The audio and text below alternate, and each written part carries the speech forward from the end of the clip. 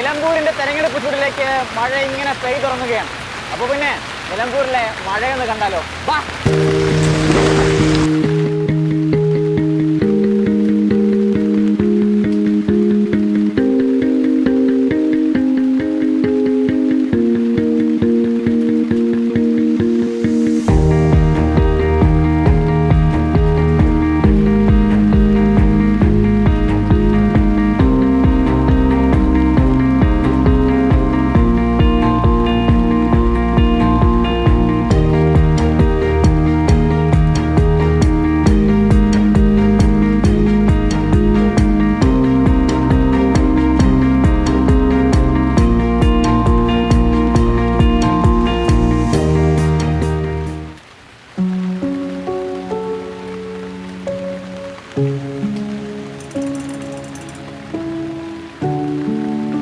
മഴ, കട്ടൻ ചായ, ജോൺസൺ മാഷ്. ആഹാ,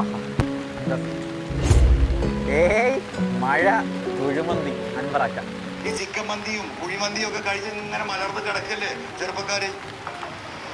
ഒരു സാമൂഹ്യ ബോധമില്ല, ഈ നാട്ടിൽ നടക്കുന്ന കാര്യത്തെ കുറിച്ച് ചിന്തയില്ല. അവരെ ഒന്ന് തട്ടി ഉണർത്താൻ പറ്റുമെന്നാണെന്ന് നോക്കുന്നു.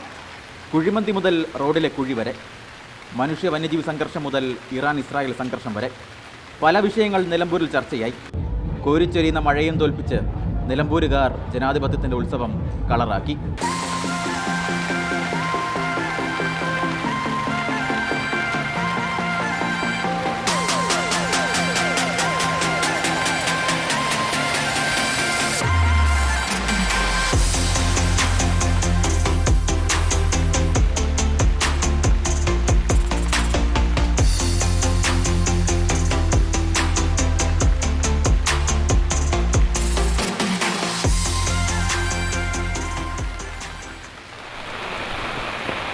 മഴ പ്രശ്നമാവോ?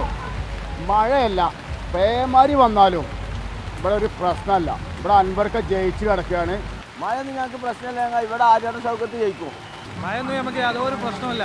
മഴ പെയ്താലും ഞങ്ങൾ വമ്പിച്ച ഭൂരിപക്ഷത്തോടു കൂടി ഇവിടെ സ്വരാജിനെ വിജയിപ്പിച്ചിരിക്കും.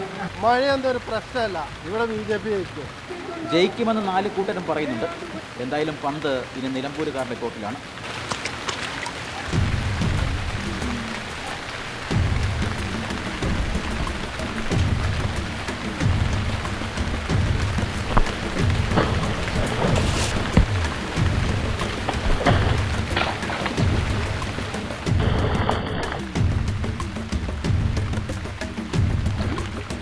നിലമ്പൂരിൽ പോരാട്ടം അവസാന സെറ്റിലാണ്.